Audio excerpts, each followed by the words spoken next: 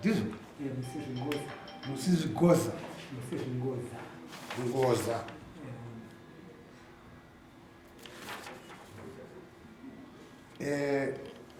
Anonzi Sepe John Chakamere amuri dare renyu. Nyaya ndeyekundipuma uroyi uye kunditukirira kuti ndakaroora Hure rinorepa varume. Ndinoda kuripwa nemombe 10. Nhengo dzako chitupa nemaredhara kutaura izvozvo ndi musizvingoza tapiwa achitaura kuna John Sepe.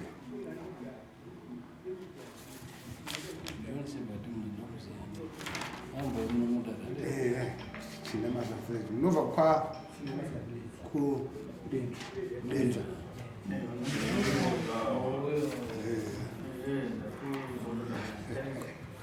Ambia nenyaya iyo.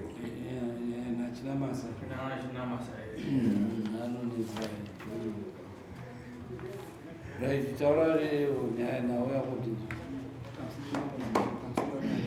mambo jet John Sepe mwakuzana wangu taurisai John Sepe akatanga kuita nyaya nini achinditukirira kuti inini ndimuroyi ndiri kupiwa uroyi nevanhu vemusha mashure ndokunoita kutaura kuti ayoka nezvakoka kuti iwo mukadzi wangu wakuti Hure yauda kutaura neni ndikanzi ayoka zvisiri kutaura uri muroyi iwewe wakapiwa uroyi nechi vanhu vanogara navanhu vakuru muraini muno.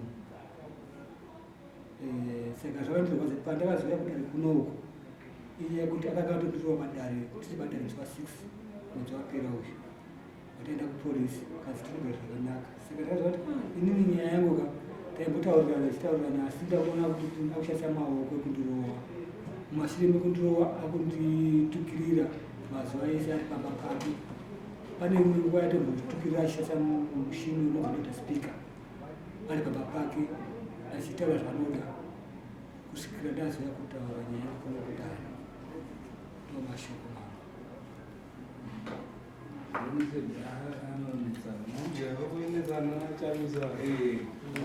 Sepe uya anofamba nebhaibheri. Umbovhara mugodhi. Akatovhara mugodhi wangu. Ngokuti ndauisa hangu zvese. Asi dai kutanga auya yakuzotsinaga zvese asi pane mugodhi akatombochera zomusha. Akati handini madhara akatarigera andimangarira inini. Akabva kuno kumatenda ndotengesa bhuku ndokusvika kwavhara mugodhi iwona. Kuti izvezvo kuti kumatombo asina mvura wana kushipika mvura kuti ndikwanise kuchera ndokuti pamwe nefusira futi sezvakamboita mugodhi wetatu.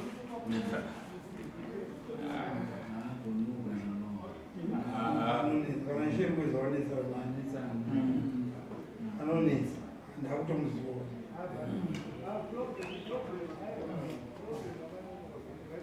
iyo nyaya taura Ngataura mombe 10.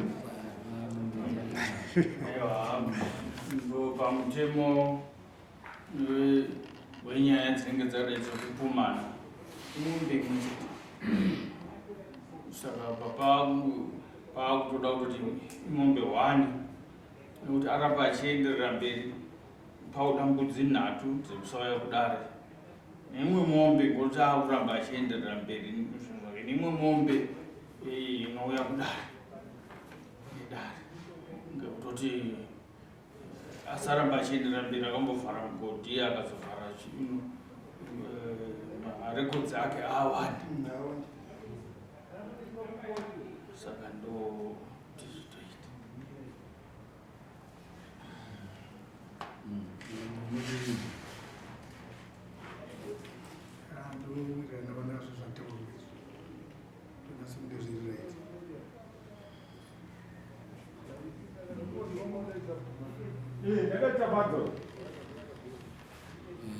haana kuuya kudara imbudzi dzakasauya kudara then iyo yekupuma munhu uroyi imombe 1 yekupuma uroyi. Saka ibvisa mombe iyoyo vakomana vachazoenda kundotora mombe iyo unenge kwauya imwe mombe zvakare kuita basa racho iro. Saka tomupa 1 week paanopuwa mapepa kuti anga achikwanisa kunge achibhadhara. Kudarika 1 week iyoyo vanhu vanenge vawina kundoita basa, nekuti John Sepe anesa haagoni kugara nevamwe.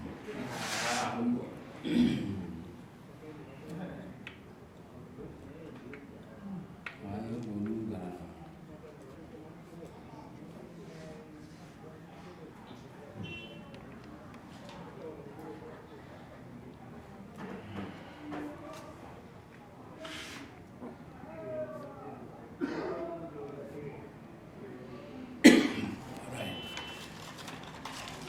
Makosi ako imari Makosi ako marisa 30 yemasango imari masango $70. marisa 70 $60 mutaura zvese pamwe chete makosi ako masamuni wabhadhira mari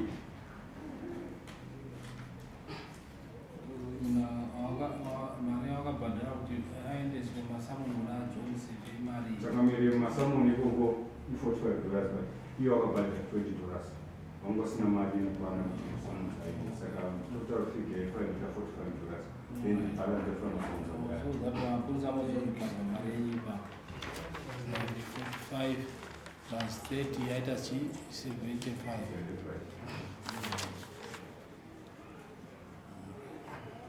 plus 45 yekuzoenda kundoseva futi inobva yaita chi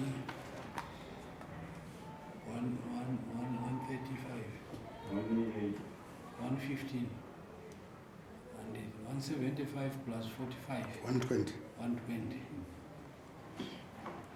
yaita 120 koste kana kuti ndidzinatu.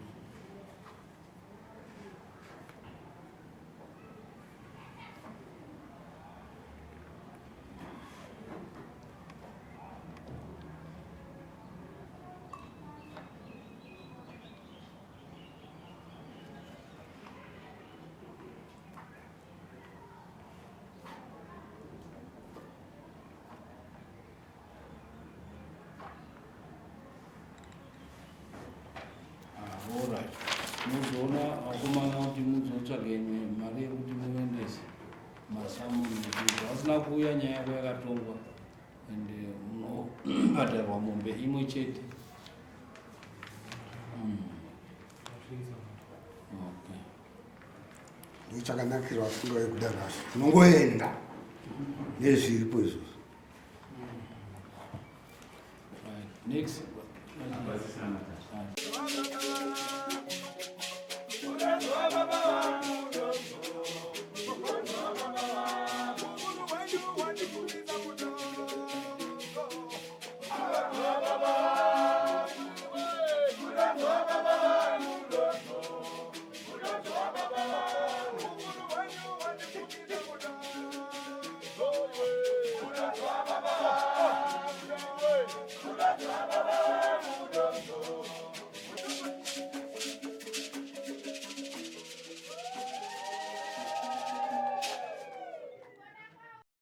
For these and more stories, tune in to Zim News Bit TV with Robert Tafumani.